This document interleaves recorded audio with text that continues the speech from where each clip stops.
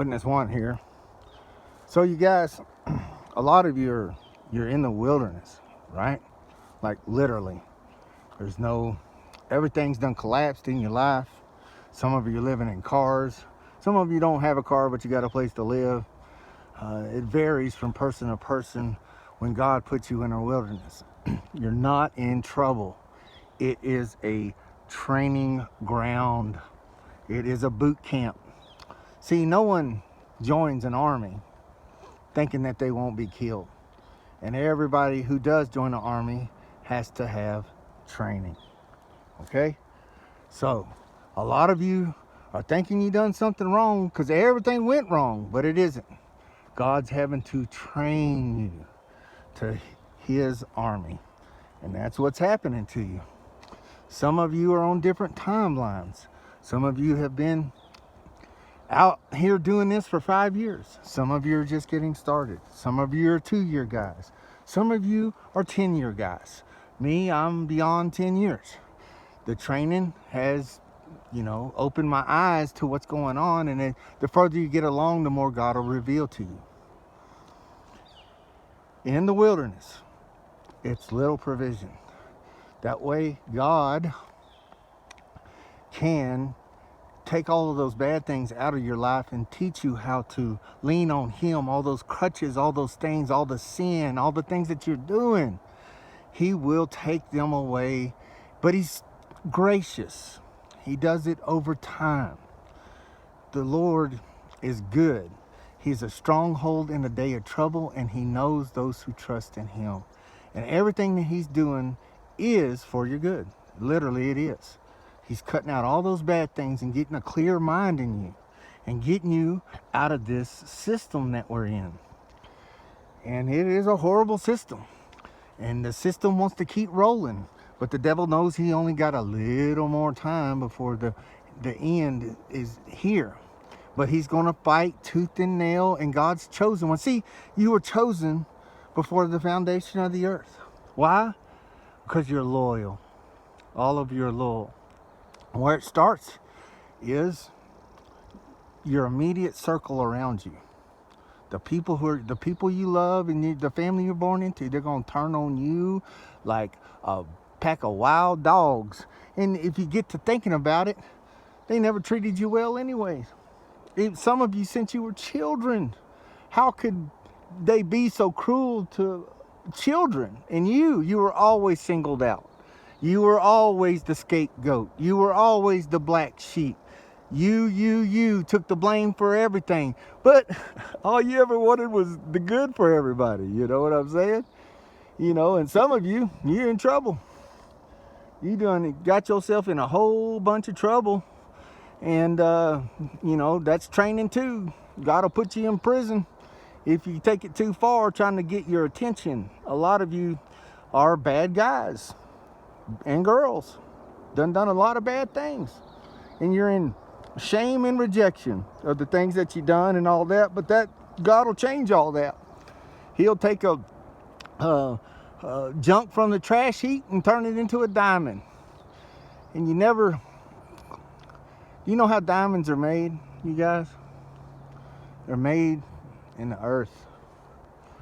And how they're made is over a long period of time, the pressure from the earth around it forms the diamond. The pressure, you understand? All of you are under some severe, deep pressure. But it's all meant to be. The pressure changes the character. The only time that you can only take your character with you when you pass from time to eternity. That's it. You don't ever see a hearse hauling a U-Haul. You don't ever see a hearse hauling a bank. No, you can't take it with you. Right? So that's where you're at. And the pressure you're feeling is part of that wilderness program. It changes you. And the pressure increases as you grow more and more. Some of you think you're alone, but you don't know. You're surrounded by a cloud of witnesses. Everybody in heaven is cheering you on. You got God, you got angels, you got all kind of things that are helping you, you know. What I learned as I went is I couldn't trust anybody, man. Let me tell you, God uprooted me from everything that I knew that was familiar. He'll take you out of the land of familiar, and he'll get you out of your comfort zone. And then he'll put you in a den of thieves, and there's no honor among thieves, let me tell you, right? But the wilderness, there's just little provision out there. This is basically my take on what it gives you. Food, water, and clothing. And some of you can't even get that. I remember one time I went 28 days without nothing to eat. 28 days. I thought I was going to die. And let me tell you something, guys. When you're starving, that'll show you who you are. I was in stores and stuff, but I never stole nothing.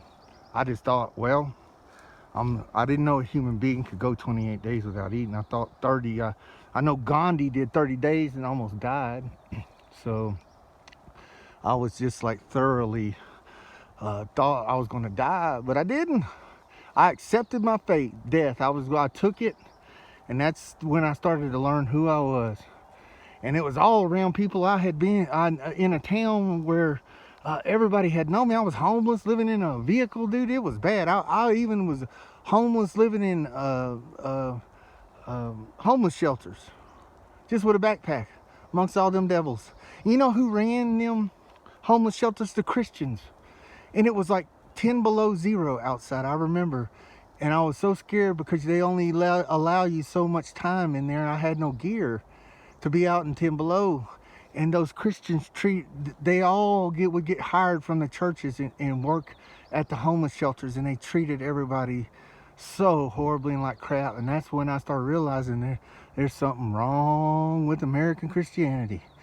Yeah, and they determined who would stay and who would go. And they were all Christians. And then I realized, man, this thing ran deep. You know, little did I know how deep it actually ran till I, started experiencing all these other things later on. But I just wanted to let you know, wherever you're at, if you're lonely, if you're a chosen one of God, that I love you and that you're not alone. And it just, don't let the circumstances fool you. God can change it in a heartbeat if he wanted. And it's not about the stuff. He wants that personal relationship with you. It's about Jesus, dude. I realized yesterday I was worshiping here out in the woods. I mean, I just started crying. And I told Jesus, I said, Jesus, this song is for you. Even if you can't sing and you don't know what to do, worship God and he'll open a door. He will. I promise you. He is faithful. If I could give 3 words to any one of you. And God, I know you've read the Bible and I know he's made you some great promises, but you don't see it now. But it's there. I'm telling you, it's there. But it takes time, not your time, his timing. And so this wilderness gets you to the promised land if you just endure it and you have no choice but keep growing. But these 3 words I'll give you is God is faithful. You understand? Jesus, he's faithful. He didn't go die on that cross for us all. That way we could have a super killer good life in the here and now. I'm not saying it can't happen, because there's been a time in my journey, only one time, that I couldn't even believe the blessings, and he's got to train you. He trains you in your finances, what's important, what to pay, all those things. Every area. And if he doesn't like it, he redoes it, right? He crushes it. You ever see how gold is made? They extract the ore from the mountain. You don't see the gold in the rocks. And they crush it. Remember the pressure? They crush it. It goes through a crushing machine over and over till it's fine powder. And then they put it in what's called a kiln. And they fire it up, until it melts. See, understand? You see the pressure, the fire, right? and then they pour it out, you know. But the impurities in it, while it's in the fire, they come up to the top, and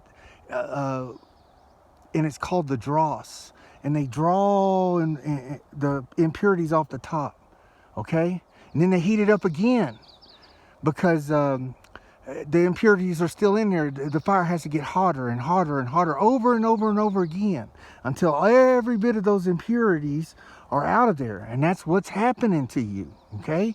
And then when the guy is finally, when it's 99.99% pure, he looks into it. And if you look into it while it's it's a mirror, and it reflects back to you. And what he's doing, he's crushing you, he's putting you in the fire, and he's looking to make sure there's no impurities over and over again, as he's got to, over and over and over and over again. Some of you are saying, when's it gonna quit? It just keeps going for a while, let me tell you, until he looks into it and he sees a reflection of his own face.